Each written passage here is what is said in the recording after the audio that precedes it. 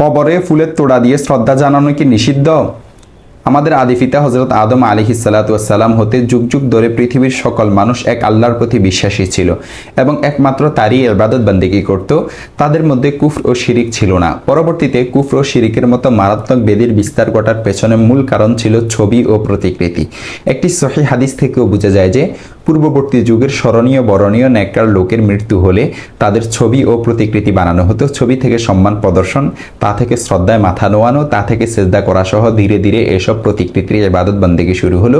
আল্লাহর সাথে তাদেরও কিছু অংশীদারিত্ব জুড়ে দিয়ে তারা মুশরিক জাতিতে পরিণত হলো। ইসলামে শিরকের এই উৎসমুখ কঠোরভাবে বন্ধ করে দেওয়া হয়েছে। যেখানে প্রতিকৃতি নির্মাণ বড় ধরনের গুনাহ, সেখানে নানা উপলক্ষে বিভিন্ন মনীষী ও ব্যক্তিত্বের প্রতিকৃতির সামনে পুষ্পার্ঘ্য অর্পণ এবং এ জাতীয় বিভিন্ন উপায়ে শ্রদ্ধা নিবেদন যে কত জঘন্য অপরাধ তা তো সহজে অনুমেয়।